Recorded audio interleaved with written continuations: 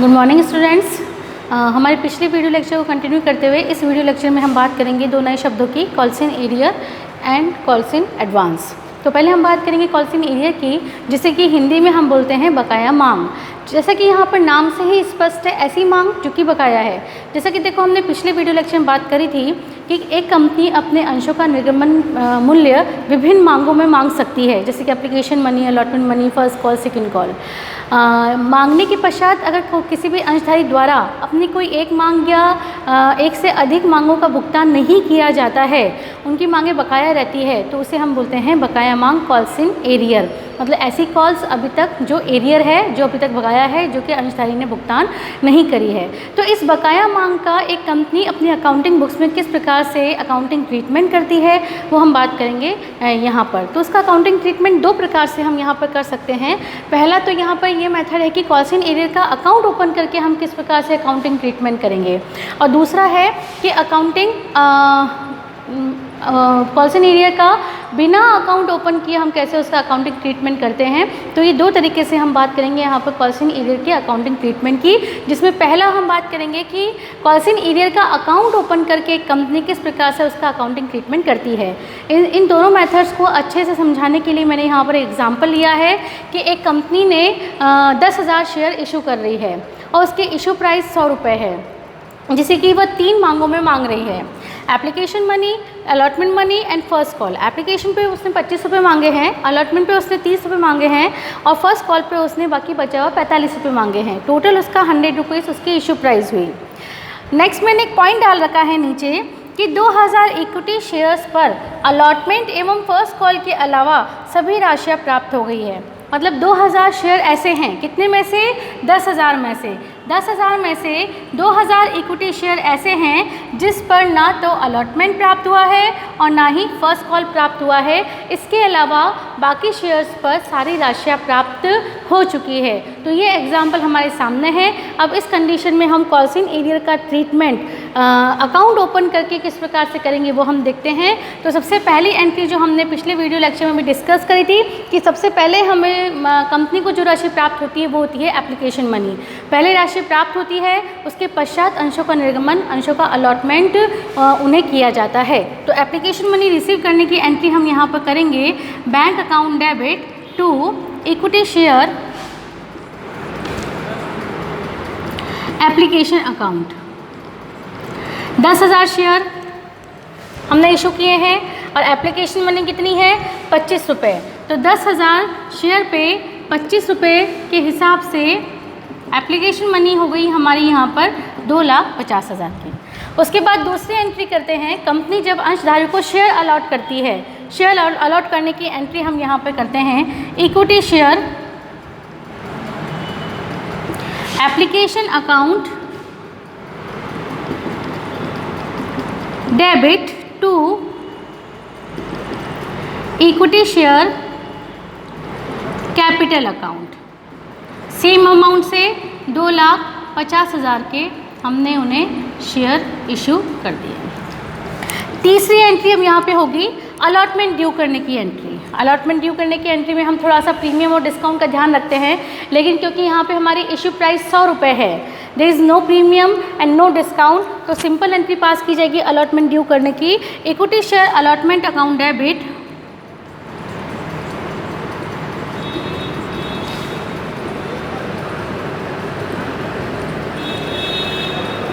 To equity share capital. Number of share कितने हैं? 10,000 और अलॉटमेंट का अमाउंट कितना है? 30 रुपये। तो 10,000 अंशों के ऊपर 30 रुपये के हिसाब से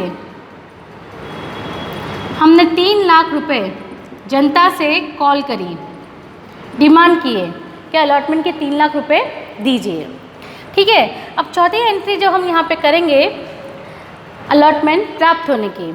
अलॉटमेंट प्राप्त होने की एंट्री होती है, बैंक अकाउंट में पैसा आता है, bank account debit to equity share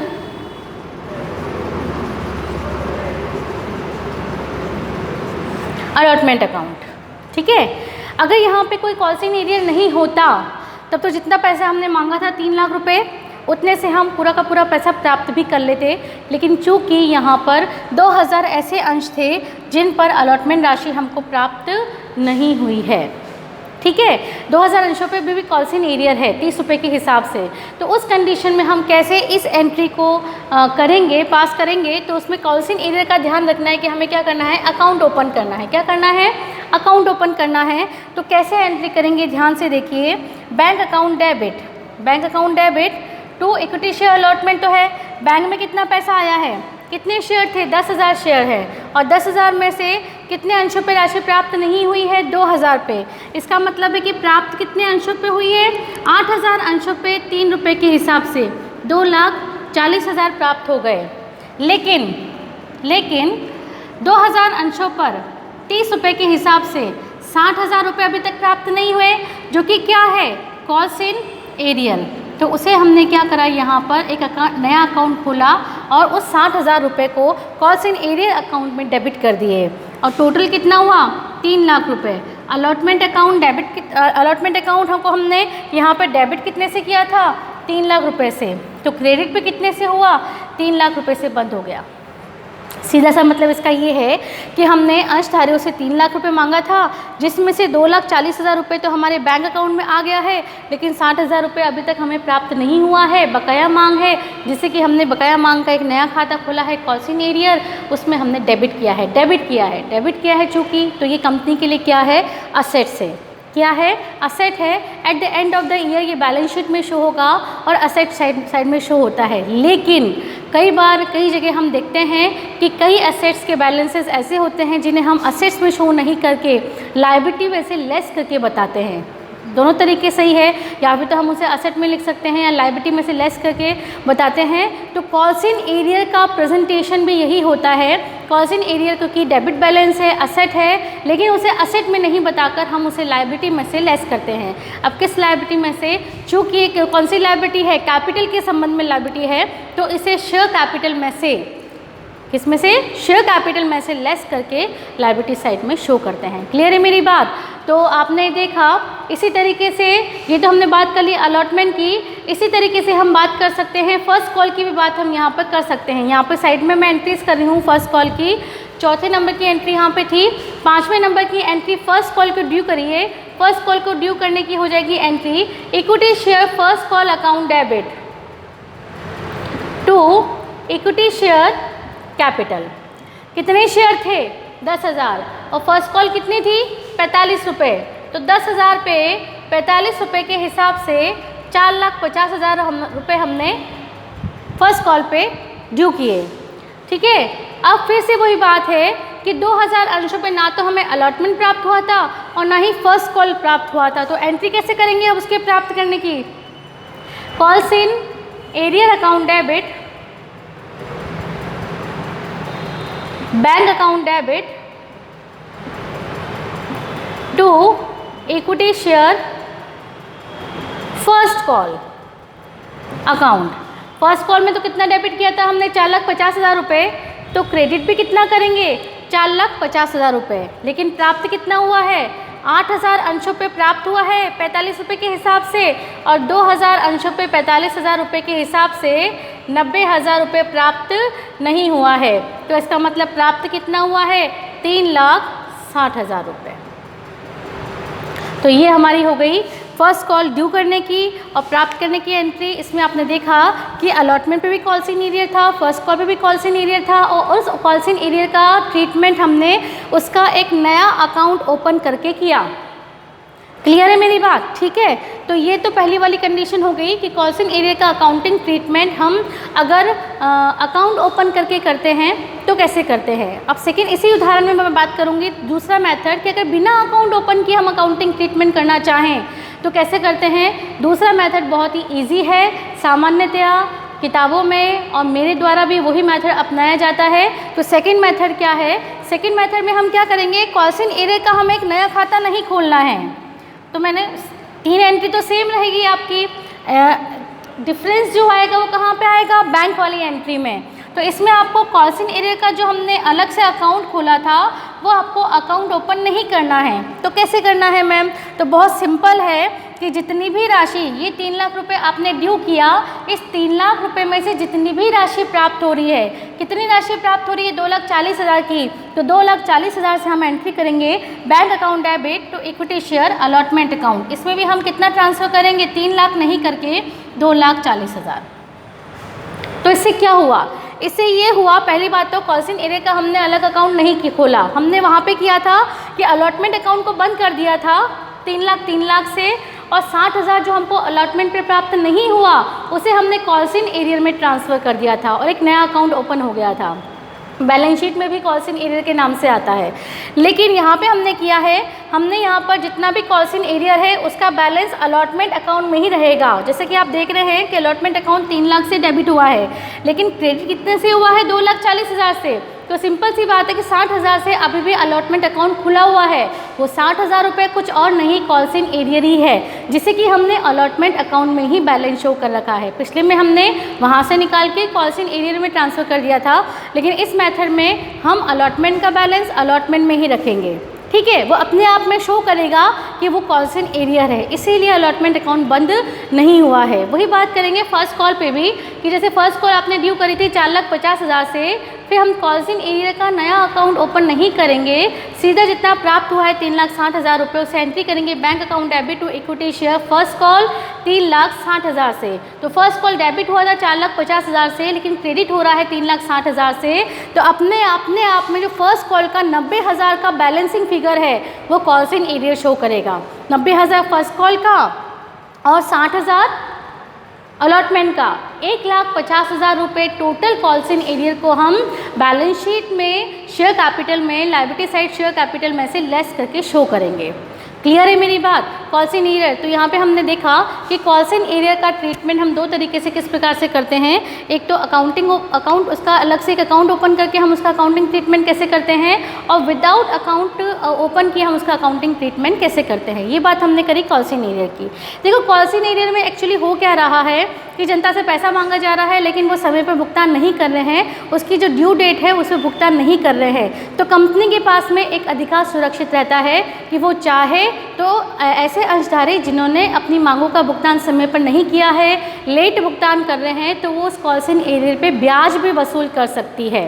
clear है मेरी बात? तो अब प्रश्न ये आता है कि कितना वसूल कर सकती है। तो अगर कोई भी कंपनीज एक्ट 2013 की शेड्यूल 1 की टेबल F को अपनाती है तो कॉल्स इन एरियर पे 10% ब्याज वसूल कर सकती है। वो ब्याज कंपनी क्या होगी? इनकम होगी। कब से कब तक? जो भी उनकी भुगतान करने की ड्यू डेट थी, जिस दिन उन्हें करना चाहिए था लेकिन उन्होंने नहीं किया, तब से लेकर जब वो वास्तव में उस मांग का भुगतान भविष्य में करेगी, तब तक का ब्याज कंपनी 10% के हिसाब से वसूल कर सकती है। तो उस ब्याज की क्या एंट्री करेगी वो भी साथ के साथ हम यहाँ पे देख लेते हैं। उसे हम बोलते हैं interest on calls in arrear. क्या बोलते हैं?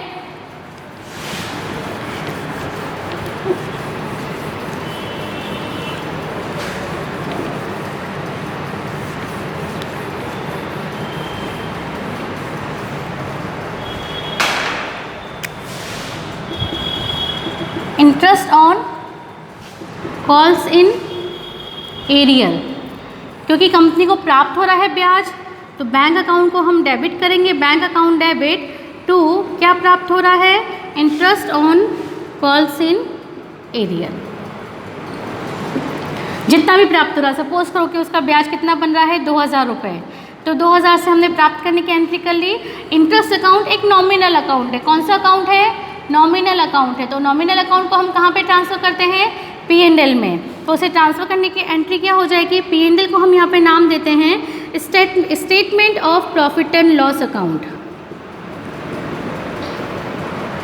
को डेबिट में interest on calls in arrear को statement of profit and loss account में ट्रांसफ़र करने की एंट्री यहाँ पे हमने इसे क्रेडिट किया है। तो interest on calls in arrear debit होगा, account debit to statement of profit and loss account 2,000 रुपये से। ये एंट्री किसकी हो गई? Interest on calls in arrear की। प्राप्त करने की entry bank account debit to interest on calls in arrear, और उसे प्रॉफिट एंड लॉस में ट्रांसफर करने की interest on calls in arrear account debit to statement of profit and loss account. Clear है मेरी बात? ठीक है, तो हमने यहाँ पे बात करी कॉल्स इन एरियर की कि जब बकाया मांग प्राप्त नहीं होती है तो हम किस प्रकार से अकाउंटिंग ट्रीटमेंट करते हैं। फिर जब भी भविष्य में, ये तो हमने बात करी थी कि अलॉटमेंट पे और फर्स्ट कॉल पे राशि प्राप्त नहीं हुई तो उसका अकाउंटिंग ट्रीटमेंट उस समय पर हम क्या करेंगे। लेकिन भविष्य में जब भी लेट प्राप्त होगा तो उस समय हम क्या एंट्री करते हैं वो भी देख लीजिए।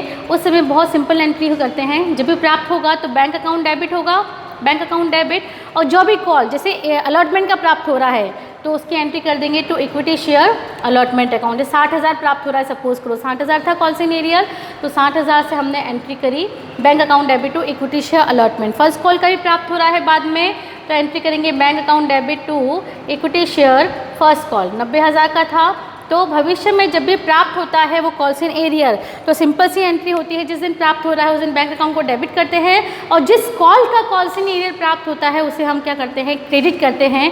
क्रेडिट इसीलिए किया था क्योंकि उसका बैलेंस डेबिट बचा हुआ है था, पहले असेट था वो, तो क्रेडिट करके हमने उसे क्या किया है, बंद कर दिया है। तो यहाँ पर कॉल्स इन एरियर की बात खत्म होती है। दूसरा जो बात हम यहाँ पे करने वाले थे वो बात करने वाले थे calls in advance. Calls in advance अपने आप में कॉल्स इन एरियर का उल्टा है, वाइस वर्सा है, नाम से क्योंकि स्पष्ट है। ये कॉल्स इन एरियर को हम क्या कहते हैं, बकाया मांग, तो कॉल्स इन एडवांस को हम क्या नाम देते हैं, अग्रिम मांग।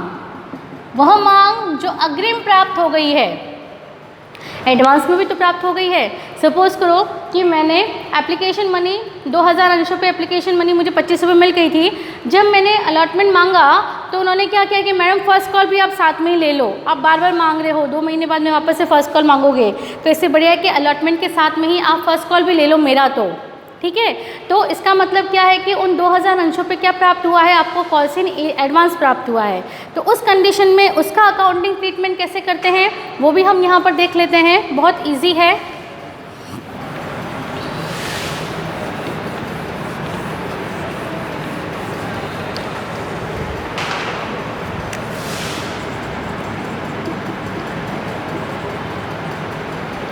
कॉल्स इन एडवांस, क्योंकि पैसा प्राप्त हो रहा है तो bank account debit to calls in advance.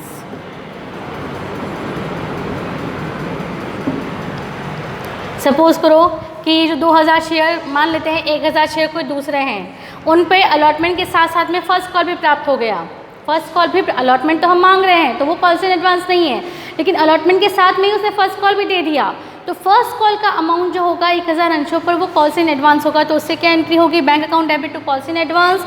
1000 अंशों पर 45 रुपये के हिसाब से 45,000 क्या आ गए हमारे पास में, कॉल्स इन एडवांस आ गए। किस समय, at the time of allotment.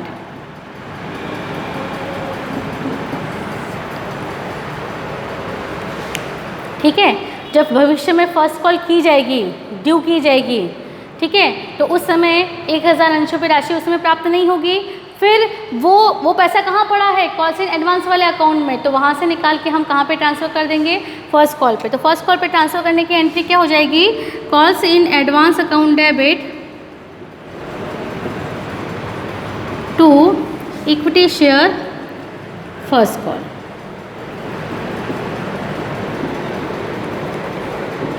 समझ में आई मेरी बात? जब भी हमने अलॉटमेंट के साथ में जब हमें एडवांस राशि प्राप्त होगी तब तो हमने ये एंट्री करी, bank account debit to calls in advance.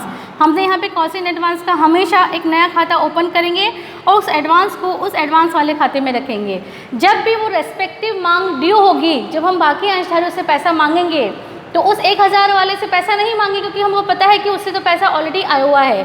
तो फिर लेकिन वो पैसा पड़ा कहाँ पे है, कॉल्स इन एडवांस अकाउंट में, लेकिन है वो कौन सी मांग का, फर्स्ट कॉल का। तो उस समय जब भी फर्स्ट कॉल ड्यू की जाएगी उस समय कॉल्स इन एडवांस के अकाउंट से निकाल कर हम उसे कहाँ पे ट्रांसफ़र कर देंगे, फर्स्ट कॉल में, और बाकी पैसा हमको प्राप्त हो जाएगा। जैसे कि थोड़ा सा याद करिए पीछे कि हमने 3 लाख रुपये ड्यू किया था, फर्स्ट कॉल का हमने कितना रुपए ड्यू किया था, 4,50,000 रुपये ड्यू किया था।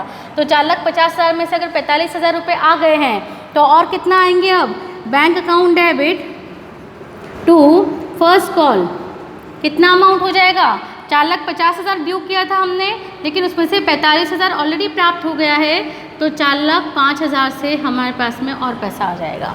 तो ये बात हो गई हमारी कॉल्स इन एडवांस की। जैसे कि कॉल्स इन एरियर पर अंशधारकों से पैसा वसूल किया जाता है, ब्याज वसूल किया जाता है, वैसे ही अब अंशधारक को ये अधिकार होता है कि अगर वो एडवांस पैसा देती है तो उस पर वो कंपनी से ब्याज वसूल कर सकती है, जैसे कि interest on calls in advance कहा जाता है। अब प्रश्न है कितना ब्याज वसूल करेगी, तो फिर से वही बात कि कंपनीज एक्ट 2013 की शेड्यूल 1 की टेबल F के अकॉर्डिंग अगर अकाउंट्स रखती है कोई भी कंपनी तो वो कॉल्स इन एडवांस पे 12% की रेट से ब्याज वसूल कर सकती है। कंपनी को ब्याज यहाँ पर देना पड़ेगा। अब देना पड़ेगा तो उस कंडीशन में एंट्री क्या होगी, उस कंडीशन में entry interest on calls in advance, उसके लिए खर्चा हो जाएगा तो उसे डेबिट करेगी और टू बैंक करेगी, और देन उसे statement of profit and loss में ट्रांसफ़र करने के लिए यहाँ पे statement of profit and loss account को डेबिट करके और टू करेंगे interest on calls in advance को। इस तरीके से वो अकाउंट इंटरेस्ट का वहाँ बंद हो जाएगा। तो यहाँ पे हमने बात करी कॉल्स इन एरियर और कॉल्स इन एडवांस की। नेक्स्ट इसके आगे हम बात करेंगे नेक्स्ट वीडियो लेक्चर में। तब तक थैंक यू सो मच।